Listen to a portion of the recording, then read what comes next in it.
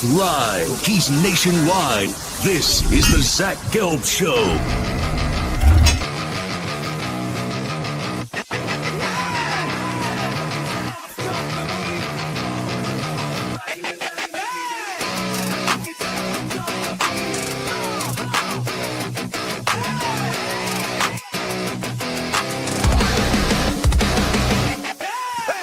Here's your host, Zach Gelb.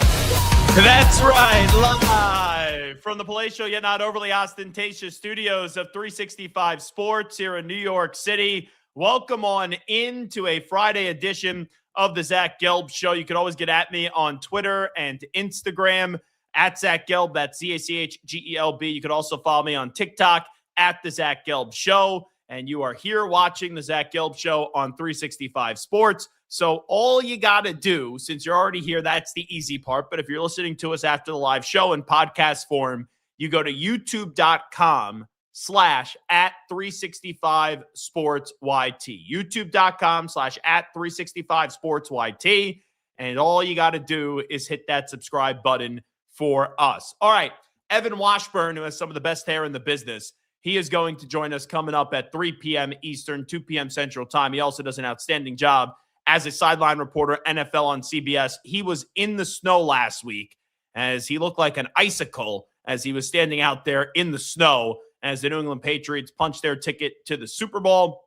We will be out in San Francisco next week. I know Smokey and company, along with Paul, are going to be out there Monday through Friday. I will be getting into town late Tuesday night, and then I will be there Wednesday, staying through the game on Sunday. And I will be flying back on a red-eye right after the game. So going to the Super Bowl to see my Patriots take on the Seattle Seahawks as the Pats try to get their 7th Super Bowl. And the Seahawks, even though a lot of names have changed and a lot of people are still there, they try to get revenge for Super Bowl 49. Let's get to the breaking news, though. Kwesi Adofo-Mensah is out as the Minnesota Vikings general manager. Now, Zygi Wilf, the owner of the Minnesota Vikings, Mark and Zygi Wilf, they did release this statement following our annual end-of-season organizational meeting over the last several weeks. And after careful consideration, we have decided it is in the best interest of the team to move forward with new leadership of our football operations. These decisions are never easy. We are grateful for Kwesi's contributions and commitment to the organization over the past 4 years and wish him and his family the best in the future. Effective immediately, Executive Vice President of Football Operations, Rob Brzezinski, will lead our operations through the 2026 NFL Draft. Rob brings tremendous credibility and experience, understands our roster, and has the ability to build consensus and rely on the expertise of personnel and coaches. After the draft, we intend to conduct a thorough search to identify our next general manager. Building a team that can contend for a championship drives us every day, and we look forward to bringing our fans the success they so deserve. So, my immediate reaction to this is wow. And it's not because Kwesi Adofo-Mensah was great at his job, but this late, even though the offseason is still young, but usually you anticipate these moves to happen right when the season ends, or they do happen right after the draft. We've seen in some of those rare instances a general manager draft his current draft class and then they get rid of him because they've gone through the process. So I think the timing of this is peculiar, and it is interesting to me because the biggest decision the Vikings had to make in the last year was you have J.J. McCarthy. You had Sam Darnold in your building. Do you slap the franchise tag on Sam Darnold? Do you re-sign him to a long-term contract, or do you just let him walk? And in the moment, I understood what the Vikings were doing. They drafted J.J. McCarthy a year ago. He got hurt. They drafted him 10th overall. Sam Darnold had a really good season, but it ended with the stinker in the last 2 games of the season. And you said, okay, Sam has a limitation here. Sam is a product of our system. We're going to get rid of Sam. We're not going to go pay him 3 years, $100 million. We're going to get rid of Sam, and we're going to let JJ come on in and cook. And JJ is going to be the guy that just runs our system. 2 problems with that. Number 1, JJ McCarthy can't stay healthy. And number 2, outside of that 4th quarter up against the Bears and like one other instance this year, I think it was up against the Cowboys, JJ McCarthy just did not play well when he was on the field. And he looked like a rookie, but he was technically in his 2nd year. And last year he was sitting on the sidelines because he was injured. So I'm not going to sit here and have full confidence that J.J. McCarthy is ever going to get it right with the Minnesota Vikings. And I thought J.J. McCarthy was the perfect spot for him to go to was actually Minnesota.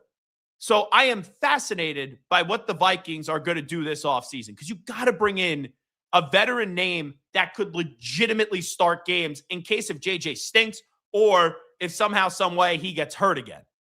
So they got to bring in somebody. Now, I was reading something right before I got on the air, and it was Diana Rossini who listed 3 reasons why Kwesi Adolfo-Mensah doesn't have his job anymore. If I had to guess those 3 reasons, and I've already seen what they were, but I jotted down what the 3 reasons were before I actually read the tweet. Here would be my 3 reasons why the Vikings moved on from Kwesi Adolfo-Mensah today. Number 1, Kevin O'Connell and Kwesi Adolfo-Mensah just didn't get along. You have a head coach who's extremely powerful, one of the more powerful head coaches in the league, and him and the general manager, I believe, didn't get along. That would be thought number 1.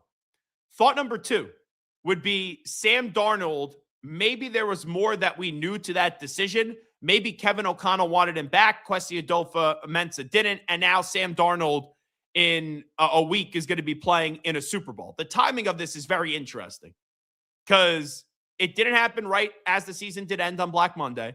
It didn't happen after the draft, usually 2 times where you'll see general managers get moved off of. It happened right a week before, just optic-wise, it's like peculiar, interesting, right as Sam Darnold's about to take the field next week in Santa Clara to try to lead the Seahawks to a Super Bowl. So maybe there was more of a heated debate between Kevin O'Connell and Kwesi Adolfo-Mensah over either whether to keep Sam Darnold or not, or bare minimum, franchise tag Sam Darnold and then get something back for him. And then number 3, you look at Kwesi Adolfo-Mensah's drafts, they just weren't good. So those would be my 3 reasons. KOC and Kwesi Adolfo-Mensah just didn't see eye to eye. Maybe they did have more of a contentious debate, and I don't know if that's true, over Sam Darnold. And then 3, the drafting history of Kwesi Adolfo-Mensah is not up to par. Now, here were the 3 reasons from Diana Rossini why the Vikings decided to fire Kwesi Adolfo-Mensah today. Number 1, misses in the draft played a large role. Okay, that was one of my 3. Number 2, the team failed to secure Daniel Jones. Now, Daniel Jones, at one point this year, was in the running for MVP. And then, unfortunately, he had the leg injury, and that's just been the career of Daniel Jones.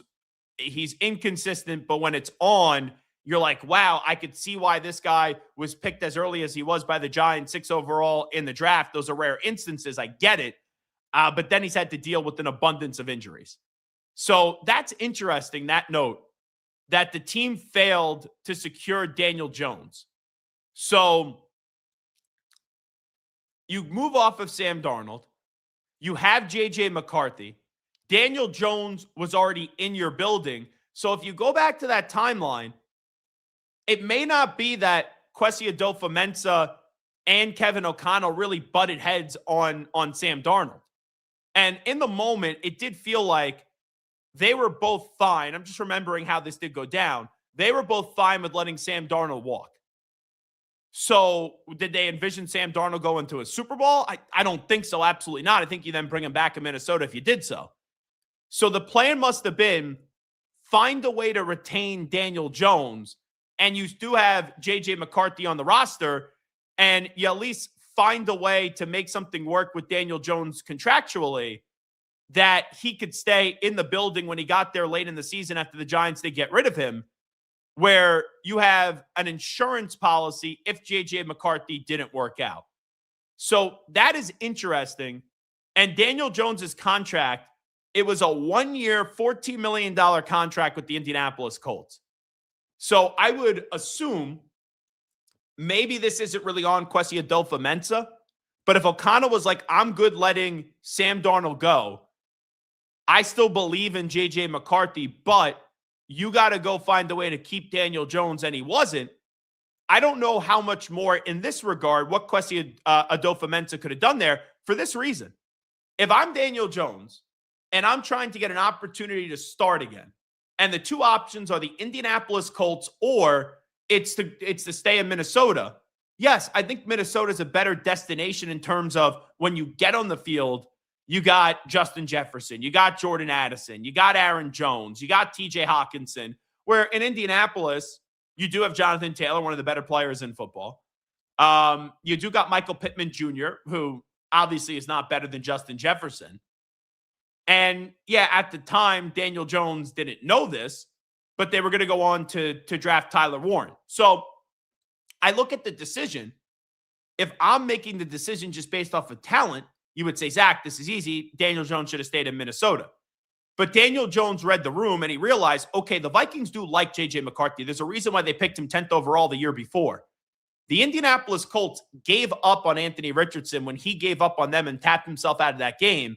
And even though he still played eventually once they went to the backup quarterback and then they threw Anthony Richardson in at the end of the season once again, but there was a great struggle with the head coach of the Colts and Shane Steichen and Anthony Richardson. And we all knew at some point it wasn't a matter of if, it was just when the Colts were going to bench Anthony Richardson in favor of Daniel Jones. So if I was Daniel Jones, I understand his decision. I don't know how much you could pin that on Kwesi Adolfo-Mensah, but it doesn't mean that KOC was basically like, hey, you're good. But like, Kevin, we're good with moving off of Sam.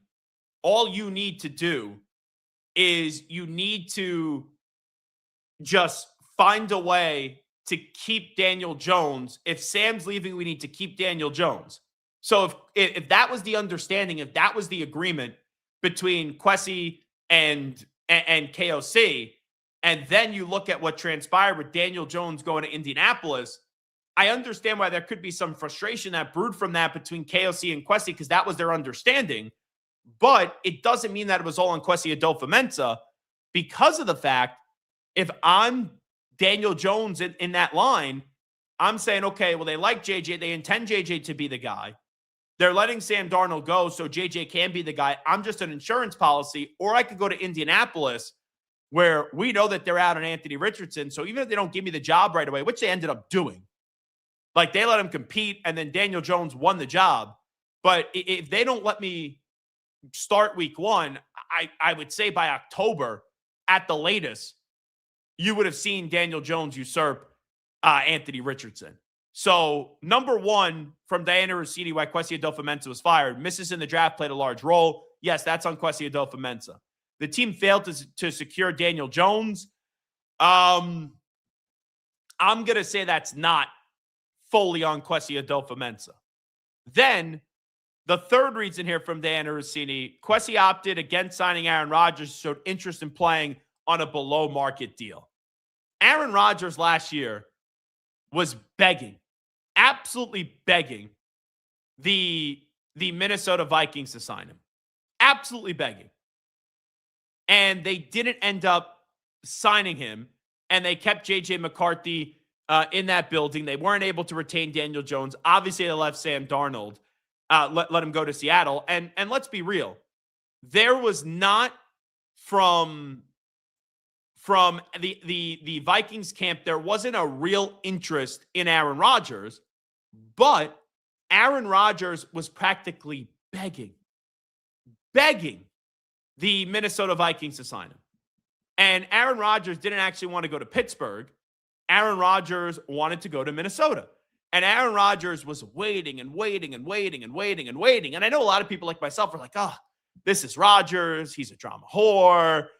This is what he does. He makes it all about him. Everyone's going to keep on guessing. The typical Aaron Rodgers playbook. But in reality, once you kind of remove the emotions from the situation and you evaluated what Aaron Rodgers was doing, Aaron Rodgers wanted to go to Minnesota. That's what he wanted to do. And he was giving Minnesota every single last chance to say, guys, take me up on my offer. I'll even sign on the cheap. And Minnesota kept on saying, no. And eventually Aaron Rodgers goes to Pittsburgh. McCarthy was a disaster this year. And Aaron Rodgers, all things considered, had a good season. Had a solid season. So I'm assuming that piece, if I had to rank them in the Diana Rossini reasons why Kwesi Adolfo-Mensah was fired today, misses in the draft, The team failed to secure Daniel Jones. Kwesi opted against signing Aaron Rodgers, showed interest in playing on a below-market deal. I would say that, number one, if those reasons in terms of importance why Kwesi is out, it's going to be misses on the draft. I would then say, number two, it's in this order, the team that failed to secure Daniel Jones, because once they let Sam Darnold out, they weren't able to retain Daniel Jones, and they didn't really have an insurance policy in there in Minnesota. And then three, since Rodgers could have been an insurance policy, maybe KOC wanted him, Kwesi didn't, and that's why that didn't come to fruition. So those three reasons, according to Diana Rossini, is why Kwesi Adofo-Mensah is out. I would also say there had to be a great power struggle between Kwesi and between KOC.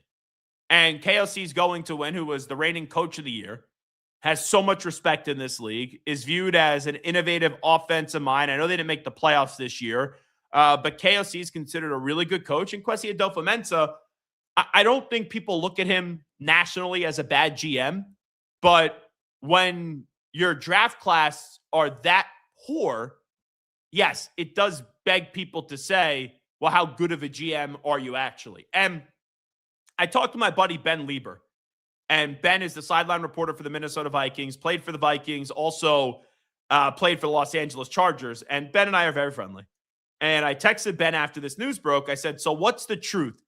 Did KOC really want Sam back and Kwesi didn't, or does this have nothing to do with it?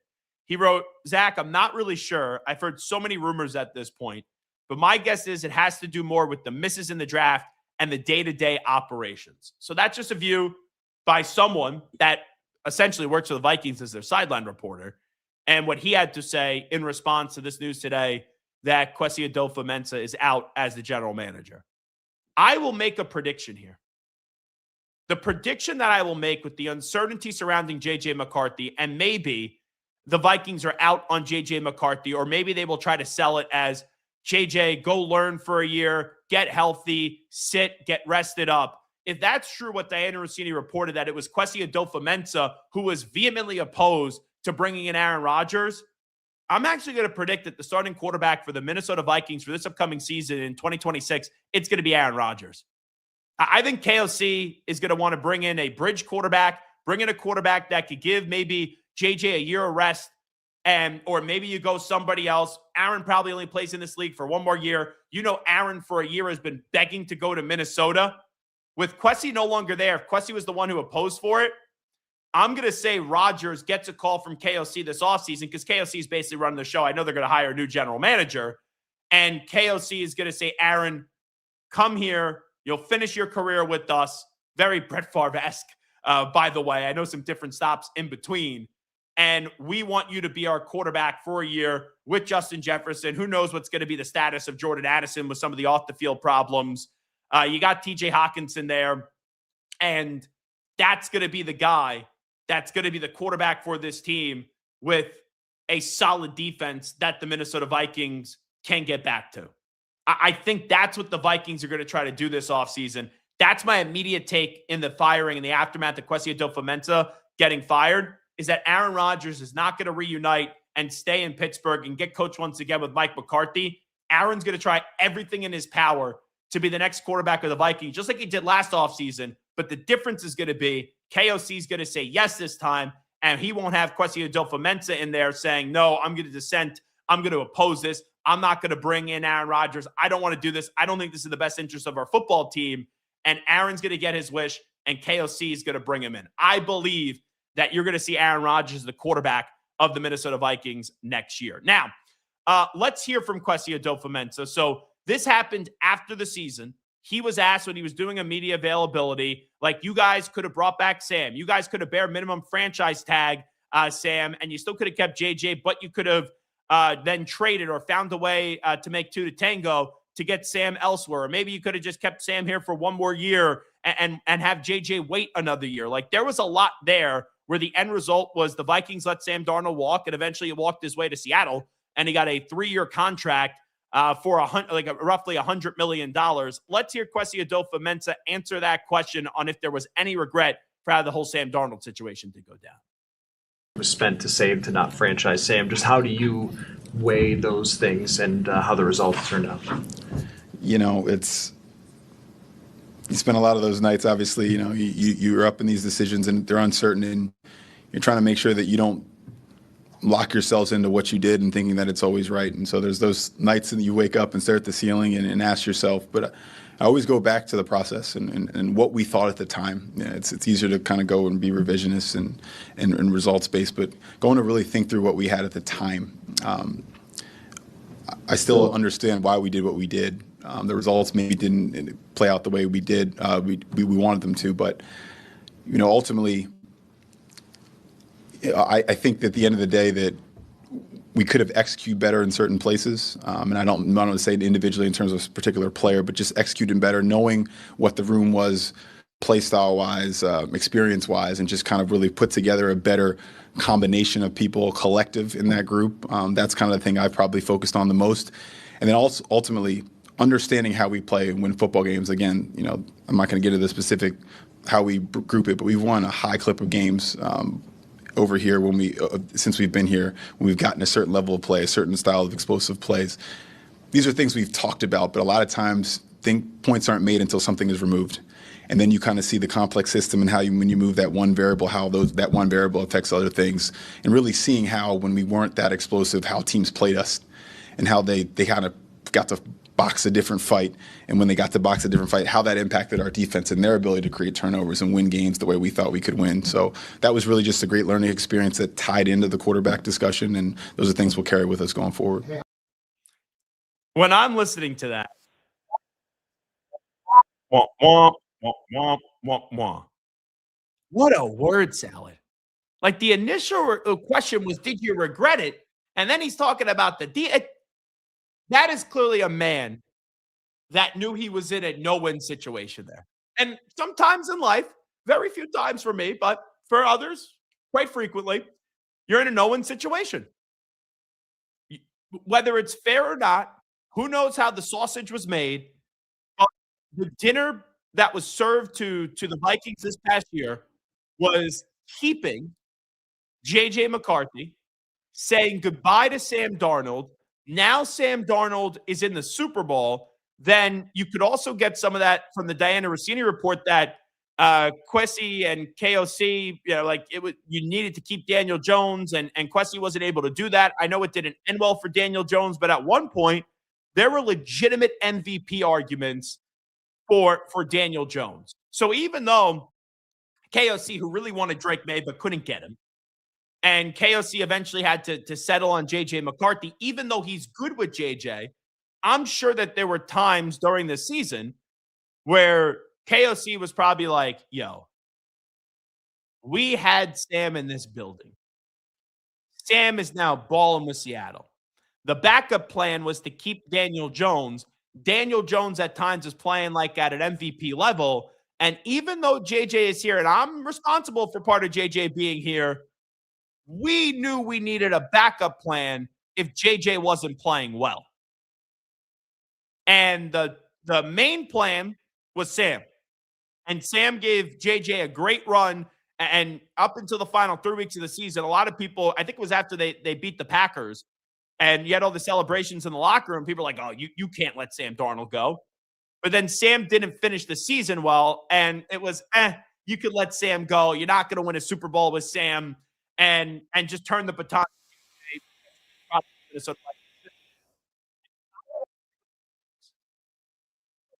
Showed he's more than a system quarterback. Sam showed he's more than Seattle. I mean, more than Minnesota, because when he goes to Seattle, he's now one win away from being a Super Bowl champion. So it's more than just Sam and JJ. It's then also the backup plan was Daniel Jones, and that was the secondary insurance policy. And then Daniel Jones was in Indianapolis for half the season looking like an MVP. So they had to really feud, even if they were aligned for a little bit. They probably had to feud over the quarterback situations. And then also you add in, well, KOC could have claimed that he wanted Aaron Rodgers, but Kwesi didn't want him. So those are 1 against 3, where the other 3 options at times looked really good. And outside of 2 instances this season, J.J. McCarthy was not performing well. But getting back to that Kwesi Adolfo-Mensah answer, they had to regret it. They had to regret bare minimum not franchise tagging Sam Darnold. not at least trading Sam Darnold, not at least getting something back outside of a compensatory third-round pick for Sam Darnold when Sam's playing this well. And then the other two contingency plans, you couldn't keep Daniel Jones in your building and you let Aaron Rodgers go when Aaron wanted to get here? Who played well this year at times? Sam, JJ, not JJ, Sam, Aaron, Daniel Jones, and who did not play well? Who failed? JJ McCarthy. Like, who struggled to stay on the field? JJ McCarthy. So even if they appeared to be somewhat aligned between Kwesi Adolfo-Mensah and Kevin O'Connell, ultimately, Kwesi is the guy that does the contracts and decides who they're going to get, and they didn't get the right guy to be the complement, the backup plan if JJ McCarthy didn't work. And then you factor that in with KOC having a positive standing in the league, Kwesi Adolfo-Mensah's drafting not being up to par, where people sit back and that's where you have some differences turn into big feuds. And you don't know how many opportunities you get to this. I don't think it's crazy to suggest that behind the scenes, well, when they were meeting with the Wolf family, that KOC's like, hey, Kwesi's got to go. Like, we've had a good foundation here. We've won a lot of games here. But if we want to take that next step, we got to get the general manager out. And a lot of fighting. Lamar fighting with John Harbaugh. Josh Allen fighting with Sean McDermott. Kwesi Adolfo-Mensah fighting with Kevin O'Connell. Tua fighting with Mike McDaniel. This season, there has been a lot of fighting in-house in the NFL. But ultimately, it led to Kwesi Adolfo-Mensah losing his job today. So Kevin O'Connell, checkmate. And no one, I'm not surprised that, I'm surprised on the timing of it. But the end result, the more and more you think about it, I'm not going to sit here and say, oh my goodness gracious, it's shocking that Kwesi Adolfo-Mensah, when you look at the quarterback situation and the drafting situation, is now out of a job today. Zach Gelb here with you on 365 Sports. Evan Washburn going to join us coming up in about a half hour from now. When we come on back, we got some good video clips that we do want to play for you. We will get to hear from Urban Meyer a little bit from Josh Allen as well. John Gruden on some rumors about him and the New York Jets. And then also Emmanuel Acho versus Shedeur Sanders, the new head football coach of the Cleveland Browns. Here we go, Brownies. Here we go. And Todd Monken. Zach Gelb Show on 365 Sports. Make sure you subscribe right here on YouTube to the 365 Sports channel. We're coming on back after these short messages. What I love most about playing basketball is the competition. I really just like being shifty, mastering hesitation moves, changing direction, building chemistry with new teammates. If you're not having fun while you're playing, it's no point in playing the game. You know what to do. Escape Basic. Pair of Thieves quick dry underwear. It wicks away sweat and helps keep you dry. You looking forward to fishing season? Overwhelmed by your inbox? Clean Email is here to help. Organize, clean, and manage your emails with powerful automation tools. Say goodbye to spam and clutter and enjoy a stress-free inbox. Try Clean Email today at cleanemail.com. I'm here to work out with you. We did not put this little cookie cutter program together. I'm in there with you, sweating, yelling, doing the damn thing. Transform by Core Home Fitness. A secret. I travel internationally every year. I struggle with insomnia both at home and especially in hotels. This was life-changing. It's called Fly Kit. My favorite aspect of the Fly Kit is it tells you when to sleep.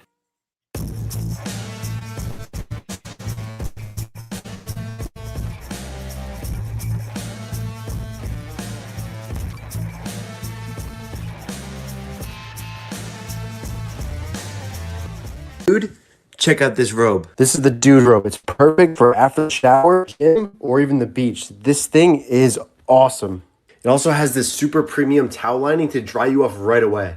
Dude, what are you waiting for? Get yourself a dude robe today. At Dreamy, we believe that life can be upgraded in comfort, convenience, and joy.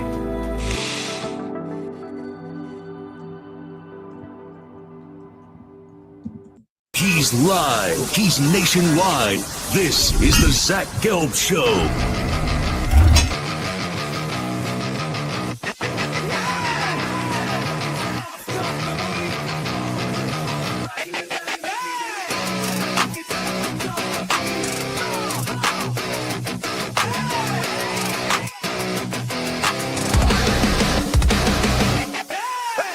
Here's your host, Zach Gelb.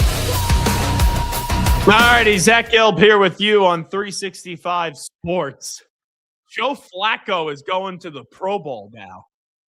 Like, what a joke the Pro Bowl is. I know Shedeur Sanders is going, so that was viewed as a joke, but it is the first Pro Bowl selection for Joe Flacco in his career. Joe Flacco is a Super Bowl champion, a Super Bowl MVP. He is the NFL Comeback Player of the Year, by the way, for 2023. Pepsi NFL Rookie of the Year, 2008. So he's had a bunch of different accolades. And Joe Flacco was always a good quarterback. I don't think he was never elite. But Joe Flacco is now going to a Pro Bowl. Crazy. He entered the league in 2008 when he was a first-round draft pick out of Delaware, 18th overall pick. And now in 2025, 2026, after bouncing around from the Browns and the Bengals this year, enough people said no, where now Joe Flacco is going to the Pro Bowl. Oh, my, oh, my. I guess we have seen it all. Evan Washburn, who's going to join us coming up at 3. If memory serves me right, because Evan Washburn did attend college at Delaware, I think him and Joe Flacco are the same age, and they went to college together. So we will get an elite reaction from one Evan Washburn, who's going to join us in about a half hour from now on the big news of the day. That Joe Flacco, Mr. Joe Flacco is Joe Flacco elite, that Joe Flacco is going to be a Pro Bowler this year in the NFL. Probably have some dumb Hall of Fame voters. They'll be like, oh, he made the Pro Bowl back in 2025. I hope that they don't use Pro Bowls anymore to determine if a player should go to the Hall of Fame or not. No. I think that would be smart to eliminate that when through the years we've seen Tyler Snoop Huntley. Snoop! We've seen Mac Jones. We've seen Shedeur Sanders. And we've seen now Joe Flacco be Pro Bowl quarterbacks.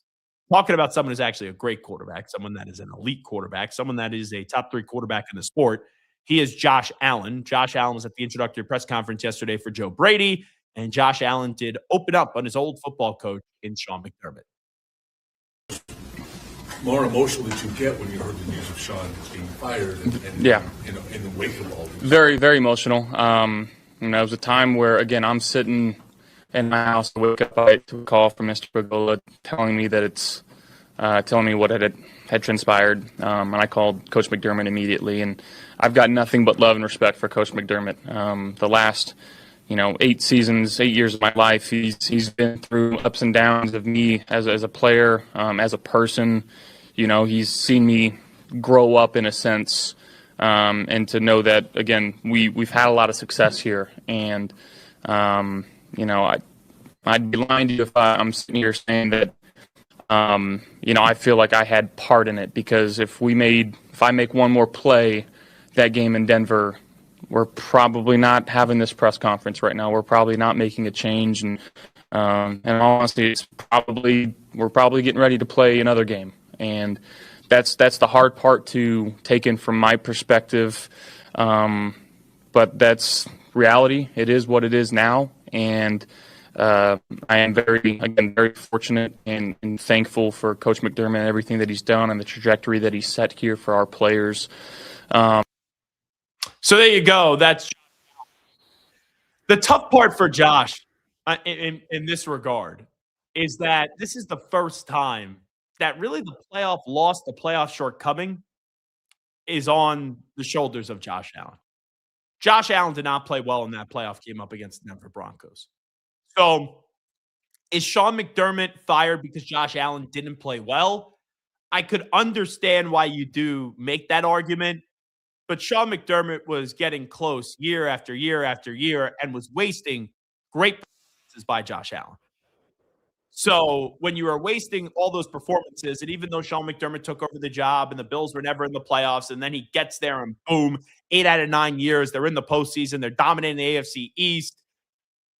I think, and I know a lot of people be like, well, he's a good coach. You don't get rid of him. How much better will Joe Brady be? Is that even fair that you're promoting Joe Brady when the offense was a huge reason why they didn't advance to the AFC Championship game? I think it's twofold. One, part of the decision is that, yes, Sean McDermott kept on getting close, but yet so far. Number two, the quarterback and the head coach didn't have this warm and fuzzy relationship. Like, that's what this tells me. And we've talked about this, but if you're getting rid of Sean McDermott, is there a way where you could mask up why you're getting rid of Sean McDermott without blaming it on the quarterback? Yes. Yes, you can. But if you're promoting from within and Joe Brady's the next head coach of the Buffalo Bills, which he is, why does Joe Brady get to be the head coach when he was a part of this staff that struggled? And the offense was the biggest reason why the Buffalo Bills didn't make the AFC Championship game and why they're not in Super Bowl 60. Why does Joe Brady get the promotion? Well, Josh Allen was in on the interviews.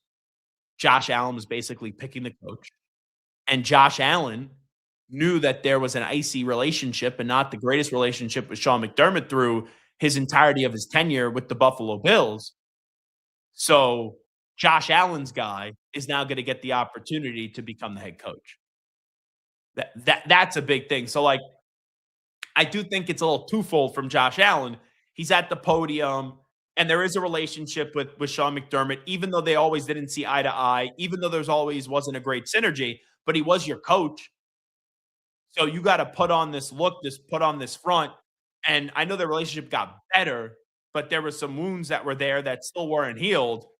And you got to put on this front like, hey, I'm so miserable that Sean's out of a job. I feel so bad that Sean lost his job. I talked to him. We discussed. Like, he's putting on the front that everything was good between him and Sean McDermott through the entirety of this, which it was not.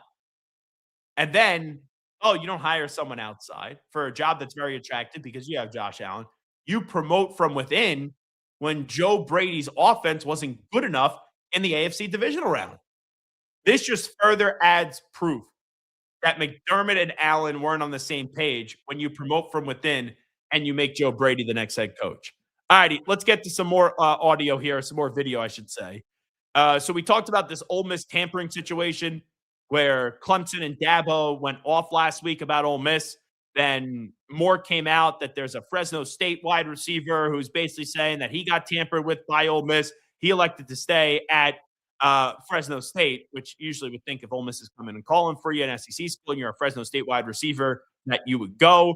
But here is Urban Meyer on his Triple Option podcast. I don't think Urban mentions me here. There was a podcast earlier this year where Urban wasn't happy with my report that I still stand by, that Penn State was interested in Urban Meyer and Urban Meyer was interested in Penn State at a great interest level in the Penn State job. But ultimately, why those talks did break down is that Urban Meyer, when it came to dealing with NIL, his answers weren't sufficient enough. So Urban once went after me a little bit on this podcast, which I enjoyed. And then I challenged Urban Meyer to a lie detector test to really hook him up and go to an event for charity, maybe at the Urban Meyer Pint House, and ask the question and see if you could pass a lie detector test. Then we haven't heard anything from Urban Meyer since. But anyway, this is Urban Meyer and the Triple Option podcast reacting to the Ole Miss tampering situation. And if there are no consequences for tampering, then we have no rules and we have no governance. It's really just that simple. Okay? This is not, let me be very clear. This is not about a linebacker at Clemson. I don't listen. I feel sorry for I think it's a symptom of a system that you have a kid that I meet at 9:30 and he's signing the next. Like I feel sorry for the young man, to be honest with you. I blame the adults. I blame to go around, Coach. Sure. You did some phone calls. You did some deep thinking about this. What comes to your mind about this? Yeah, with the colleagues I've had, Mark, I'm kind of the punching bag where I'll get phone calls. It's just bitching and whining about this is going on, but it's been going on for a while. And something happened the last half of my career with the NCAA, and they started getting litigated on everything. So there are no rules. The NCAA is gone. It's over. Obviously I can just hear it. There's going to be a 2-year investigation on something that should be fixed. So there you go. NCAA that they could actually enforce. NCAA is powerless and basically sitting there and saying this could be fixed rather quickly. Like you have the text messages. This kid Farrelly who ended up at Ole Miss, there's text messages there. There are text messages with this wide receiver from Fresno State. So why is there really this crazy investigation? Because that's what the NCAA does. That was one of my biggest problems, by the way, when you had the whole Connor Stallion situation with Michigan, is that the Big Ten knew that the NCAA was going to take their sweet time. But the Big Ten stepped in, and you had that whole situation where Jim Harbaugh wasn't coaching towards the end of the year, through the end of the Ohio State game, and then came back for the Big Ten championship game. And I never understood, and people say, well, other Big Ten coaches weren't happy, blah, blah, blah. But why the Big Ten would step in and punish one of their own as this situation was in the hands of the NCAA. So the NCAA, they take forever. And it was always bizarre to me that the Big Ten would step in and punish their own. But I digress to Urban's point where Urban is right. This is an investigation that does not need to be a 2-year investigation. Like personally, when the NCAA takes their time as long as they do, and I understand doing your due diligence, don't just make a hasty decision. But when you drag out a story for several years, inevitably I lose interest. Like right now, I go, okay, you had a linebacker come over from Cal, go to Clemson, start taking classes. Then the tampering happens before he even plays a game for them, where he winds up at Ole Miss. Then you have a Fresno State wide receiver speaking on out who actually stayed loyal to Fresno State and didn't go to Ole Miss, but he was getting tampered with Coach Golding. There's stuff there where you're like, okay, interesting. And we have those conversations where it's like the initial tampering isn't bad. If a kid's going into the portal, you know that there's going to be some tampering, not just what happens. But if the kid's already there and committed to Clemson taking classes and he signed there, maybe that tampering shouldn't happen. And I've said this before, every time we talk about this, once you allow one tampering to happen, there's going to be more tampering because you open up Pandora's box. And there's going to be things that are happen which aren't good. So, like, I am interested in this story to see what happens. But 2 years from now, when the NCAA finally comes down, they're like, oh, this is what happened with Coach Golding. I'm not going to care. Like, I'll remember that. I'll be like, oh, yeah, that's the story that happened. You know, I blah, blah, blah, blah, blah. But am I going to care? And am I going to sit there and be like, oh, man, like, I really care that Coach Golding got fined, I don't know, like $50,000 or something. Or they had a reduction of scholarships. And that's the other thing. There's not often a punishment that the NCAA hands down where you're like, whoa, anymore. If you get a show cause, that's different. But if it's just a fine or if it's a reduction of scholarship, people make that such a bigger deal than what it actually is. But as someone that watches a lot of college football, does it really move the needle for me? No, it does not. So let's continue with this because I thought this was ironic, even though I just prefaced it by saying I liked what Urban Meyer just said there. Let's play this other quote from Urban Meyer, which I thought the quote was quite ironic considering some of the lying that Urban Meyer has done in the past. And how some people used to call Urban Meyer Urban Liar. This is more of Urban Meyer on the whole tampering situation with Ole Miss. True. And it sounds to me like Dabo has the goods right there. This should be not a 3-year investigation, 2-year investigation. This should be a 1-week investigation. You go on the campus. I think it's Ole Miss.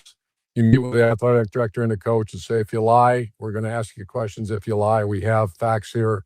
You can't lie to the NCAA. If you can't coach. It is funny to me. Some people want for is now saying, hey, Pete Golding, you can't lie. If you lie, you can't coach. But anytime Urban Meyer didn't have a play go his way, Urban Meyer was like hunched over having a heart attack on the sideline, or Urban Meyer with the whole Zach Smith situation, I don't think he was always telling the truth on that. So I think where Urban Meyer is coming from is correct. This doesn't need to be a long investigation. The NCAA doesn't have any more power, in college football. But if Urban Meyer was in the the shoes of Coach Golding, I think he would be tampering. No doubt about it in my mind. And if the NCAA came to him, or if Ole Miss came to him, if he was coaching Ole Miss, he'd probably lie.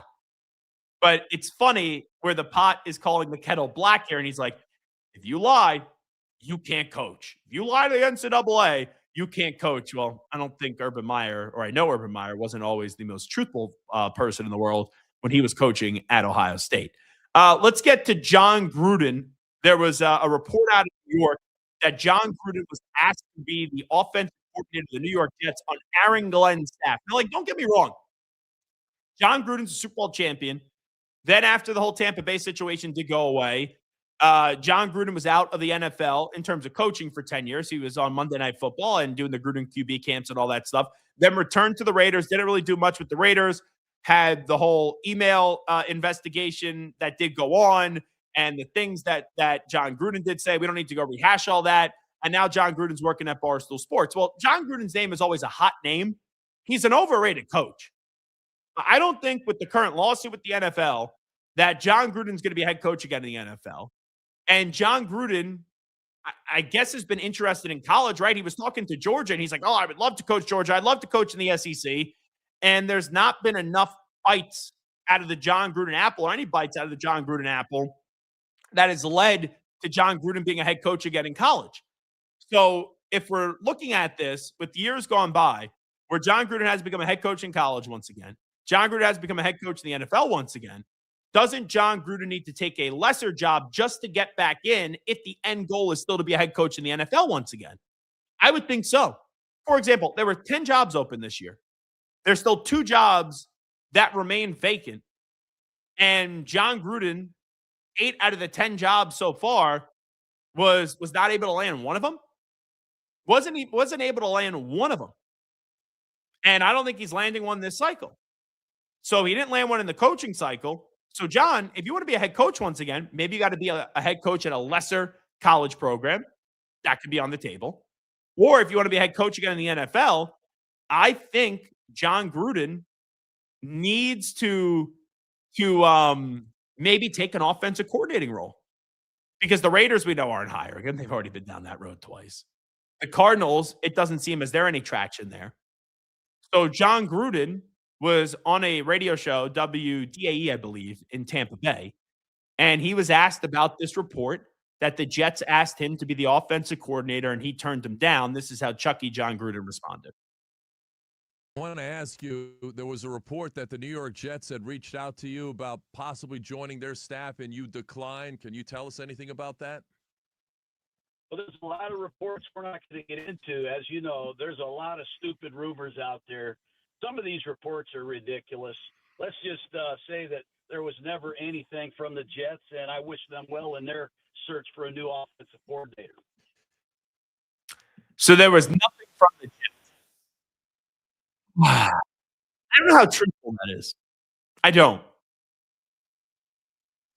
He says, though, there was nothing from I don't think it behooves him to put it out there or confirm it.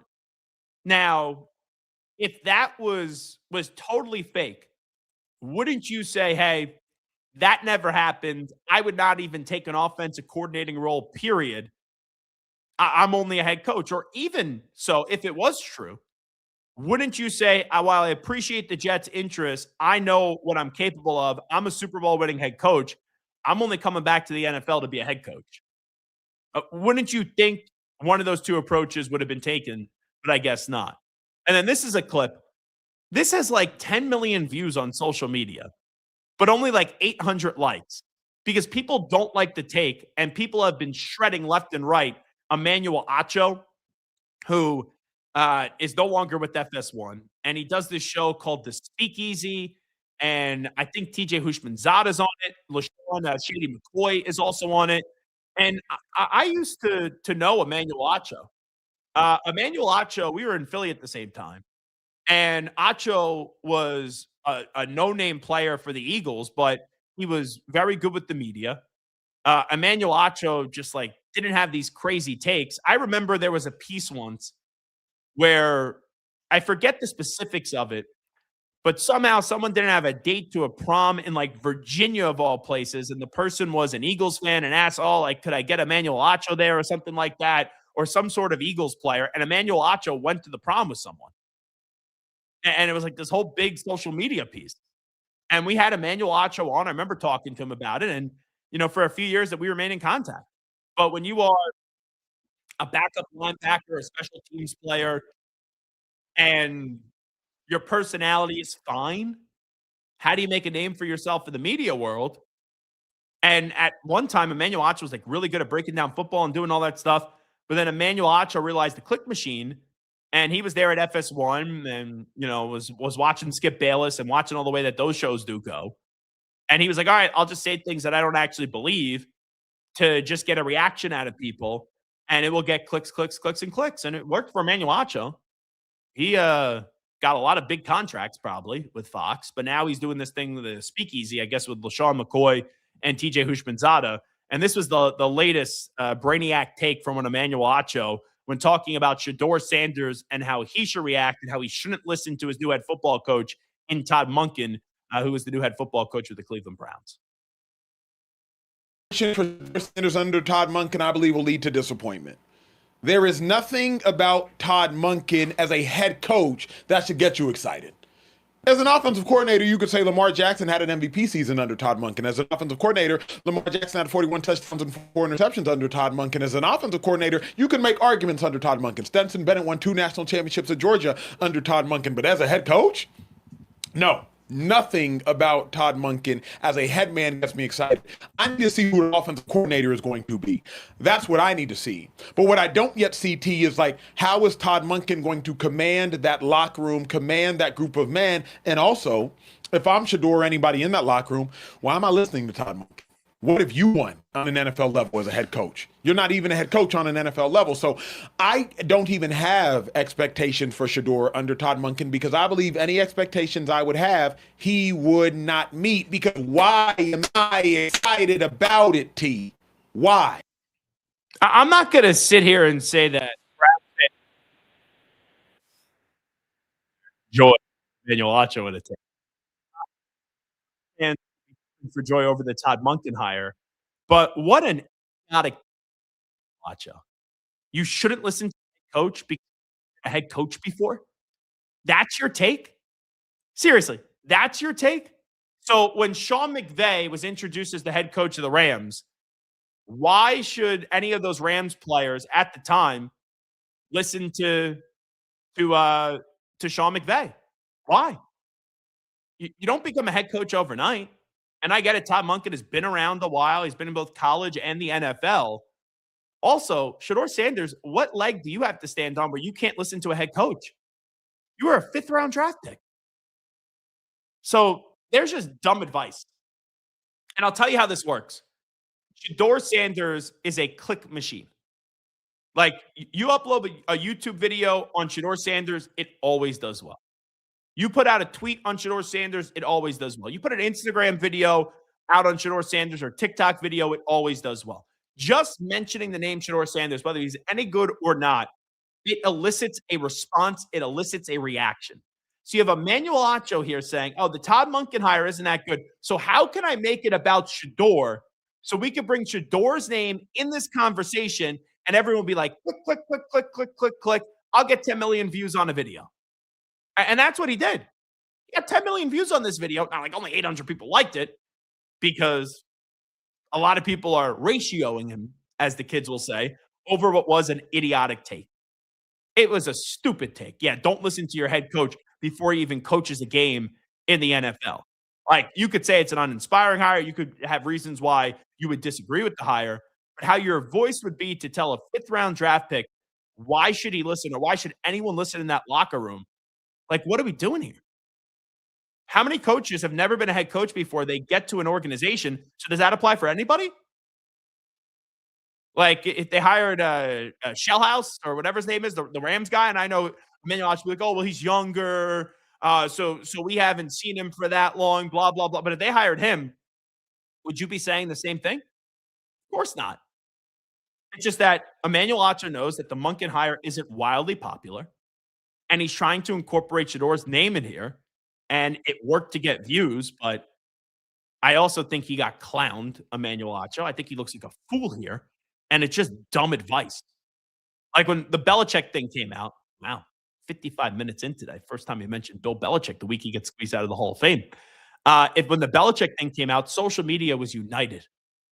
Oh, Belichick got screwed. Like 98% of the tweets, Belichick got screwed. Belichick got screwed. Belichick got screwed. The Emmanuel Acho thing, once again, is like 100%. What kind of dopey advice is that? Even people that don't like the Todd Monken hire are sitting there saying, you're advising a second-year player who's a fifth-round draft pick not to listen to the head coach before they can even have a relationship? And I give credit to the Browns social media team because the Browns know that Shedeur Sanders does elicit a response. The Browns know that this video is out there over Emmanuel Acho. So you just so happen to have the Browns today on social media release the first interaction where you have Todd Monken in his office and Shedeur Sanders is walking in.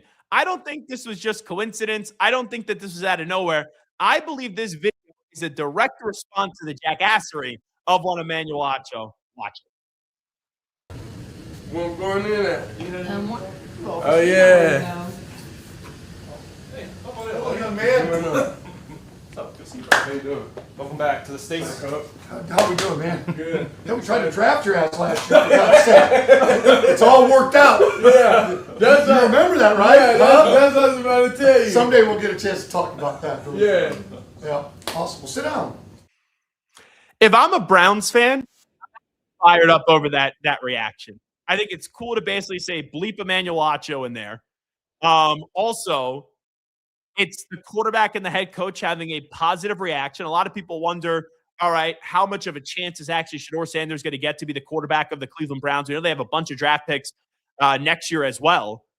So they, this year and next year. So they could sit there and be like, hey, we could draft a quarterback or we could go elsewhere and whatnot.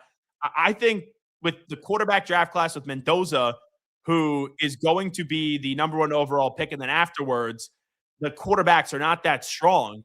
Could they take a quarterback in the later rounds? Yes.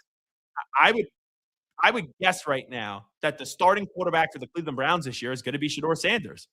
And Todd Monken talked about maybe drafting in Baltimore. I think the way that story did work is that Shedeur was like, oh, I don't want to go to Baltimore because you do have Lamar Jackson there. And by the way, the Browns draft picks, they have 2 first-round picks next year, 1 next year. That was from the Jaguars trade. But you could have a scenario presented with Shedeur starting. And maybe, it does seem like the Ravens were interested in drafting Shedeur when he was falling. So now Monken could work for him and you could see what you could squeeze out of him. And if it could ultimately work with this partnership that they're going to put together in Cleveland. If it doesn't work after 1 year, and like I sat there when Todd Monken was hired, I'm like, oh, he's probably only going to get 2. Then you go and you get a veteran quarterback this offseason, or you draft one and you really try to excite the fan base that way. But I do think that was encouraging that there was a positive interaction between Shedeur Sanders and Todd Monken after just the dopey advice of one Emmanuel Acho. Zach Gelb here with you on 365 Sports. We will take a 2-minute break. When we do come on back, we're going to be joined by NFL and CBS excellent sideline reporter in Evan Washburn. You could always give me a follow in the good old cesspool of Twitter or on Instagram. I'm always straight flexing at Zach Gelb. That's ZACHGELB. You could also get me on TikTok at The Zach Gelb Show. And please do this since you're watching us on YouTube, obviously. That's how you consume the show live. If you're listening to us in podcast form, please do this as well. Go to at 365 Sports Y.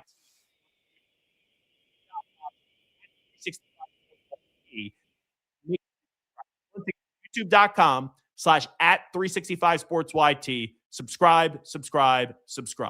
Take a time out. Evan Washburn will join us next. Zach Gelb here with you on 365 Sports.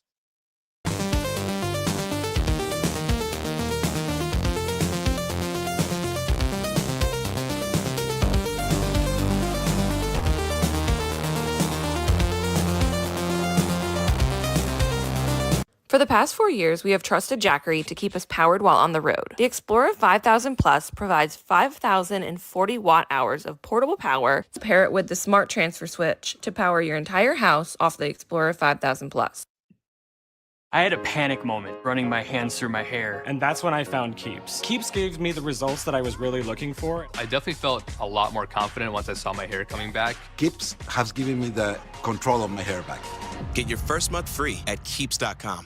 Number 1, the best bang for your buck. Number 2, we put out educational content. Number 3, our customer service and sales team. Number 4, we work to ship all orders out same or next day. Number 5, reviews. Let the games begin. Meet Beagle, your financial concierge. Find your old 401k. Discover your 401k hidden fees. Roll over and save thousands. Unlock your 401k and IRA. MeetBeagle.com.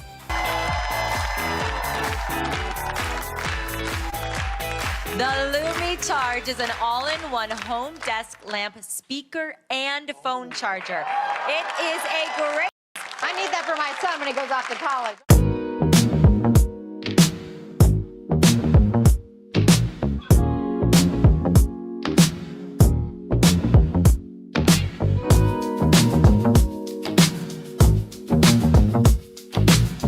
He's live. He's nationwide. This is the Zach Gelb Show.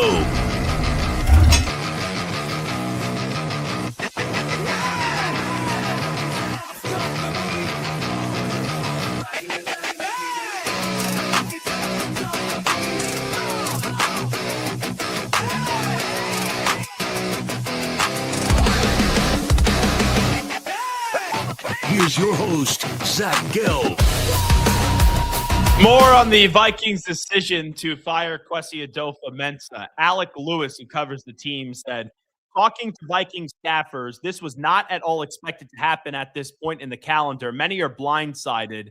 There had certainly been a lot of tension in recent weeks and months and a lot of murkiness within the decision-making process. That's from Alec Lewis, who covers the Vikings. He then also clarified, the move being made is not a surprise to anyone in the building or across the NFL, agents, executives, coaches, etc. It's the timing that blindsided Vikings ownership, though. Went through a pretty methodical process the last few weeks, decided it was time. And that's what I said to start the show. Like, I'm not shocked that Kwesi Adolpho-Mensah is gone, but usually you think that would happen right as the season ends on Black Monday, or you do see a lot of times a GM that's maybe on the out goes through the process, goes through the draft, and they fire him right after the draft. You do see some changes. So for it to happen a few weeks after the season did conclude, leading into the Super Bowl, now Sam Darnold is on the Seattle Seahawks. It's like one of those things where the timing of it with those two situations are very interesting. Let's welcome in NFL on CBS sideline reporter. He, of course, is Evan Washburn, who's here with us on 365 Sports. And you look warm, my friend, after being in chilly Denver last week where you were on the sideline looking like Frosty the Snowman. How are you? I'm better. Yeah, no, that was an interesting day from a weather perspective, hair perspective, but I don't feel warm, Zach. I'm coming to you from Baltimore, as you know, and we're just stuck in this Arctic chill, and the snow hit home here over the weekend while I was in Denver, and all I've been doing, it feels like the last few days, is digging us out, and it includes chopping up blocks of ice. So, yeah, this is a nice respite to just hang in here with you and talk some ball and warm up for a little bit. I always pride our show of being ahead of the story. And I remember we had you on like 2 months ago when we were talking about your hair process, and you go, oh, I try to avoid the hat. I had to go with the hat when you were in Jacksonville when it was raining or something like that earlier in the season. No hat, though, in the snow in Denver when that snow's coming down. Why didn't you cave? Why wasn't Evan Washburn weak? And why did you elect to just muscle through and not go with the hat?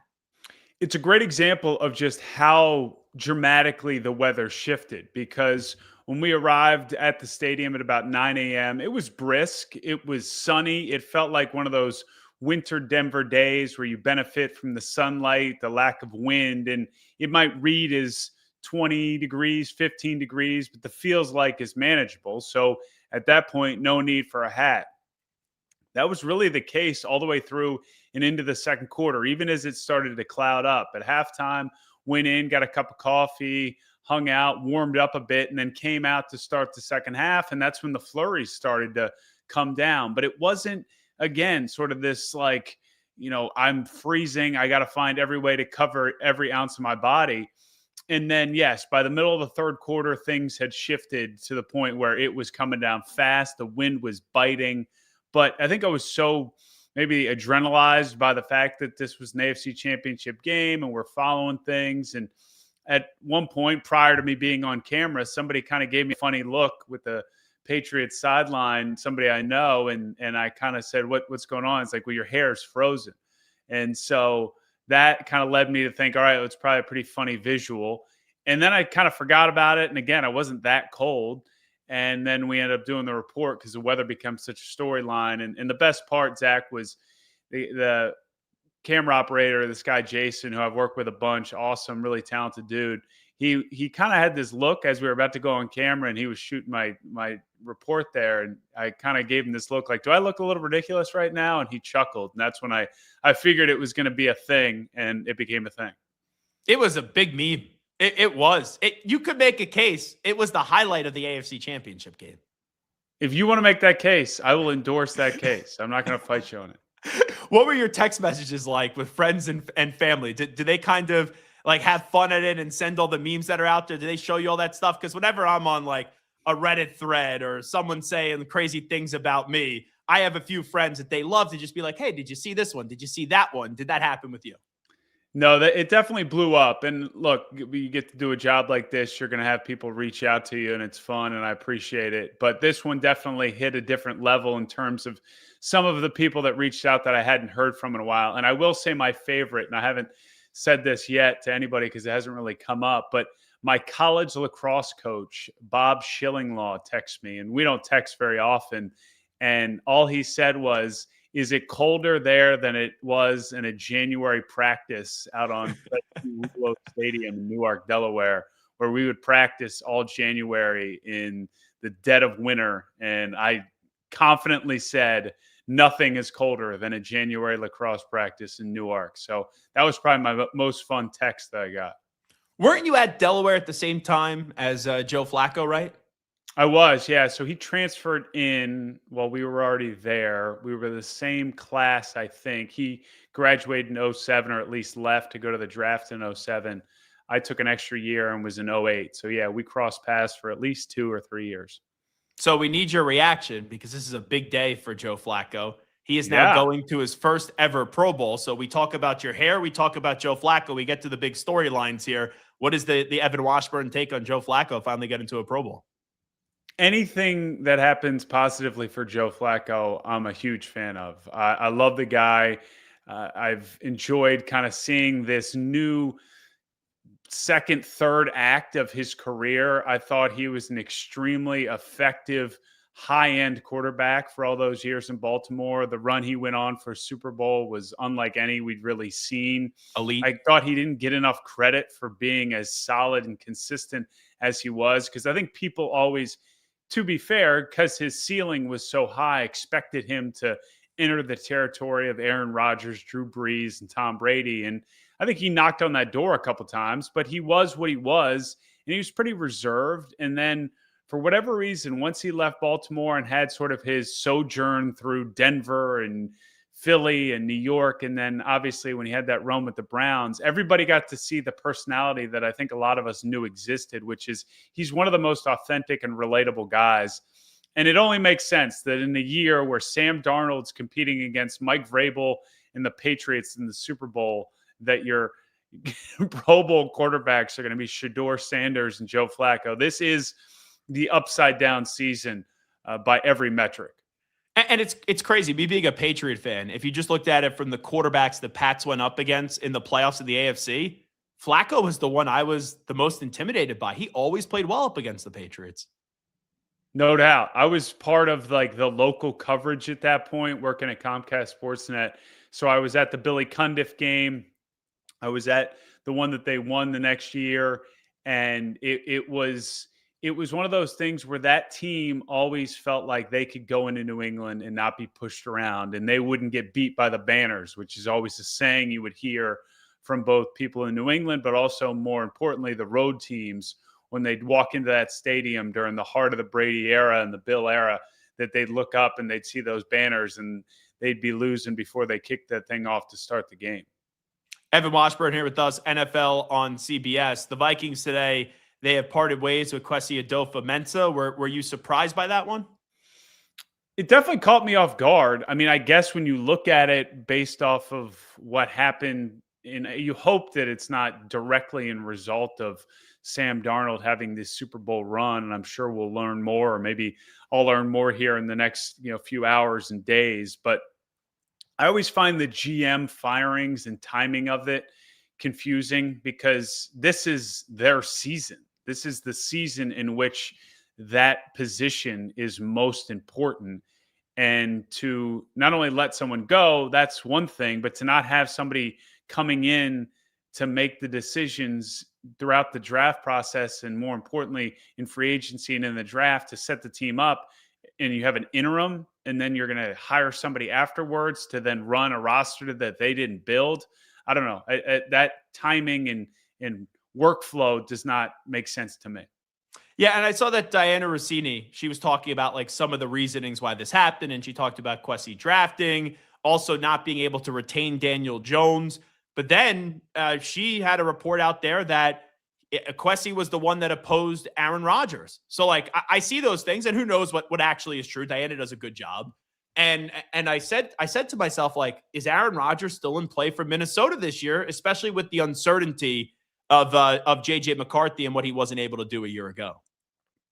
Of all the things you rattled off, though, the Aaron Rodgers one would be the least sort of a blemish on his resume. I mean, Aaron was solid this year in Pittsburgh, and I thought gave them a chance to win and more opportunities than probably they'd had from that position in years past. But from the Daniel Jones situation, that was obvious. He wanted a chance to start, and he got one in Indianapolis. They drafted JJ McCarthy. If that's what you're going to be critical of the GM on, and I would imagine that Kevin O'Connell had a pretty big say in drafting JJ McCarthy, then that would be your biggest vulnerability in terms of decision making. And yeah, Sam Darnold, were you going to pay him what appeared to be, at least contractually on paper, $100 million to be what you would hope to be as a backup to the guy you drafted in the first round in McCarthy? I don't know. I don't think Aaron Rodgers, I wouldn't imagine he's in play for Minnesota. I would think if he's coming back, he's going to come play for Mike McCarthy in a place where he clearly had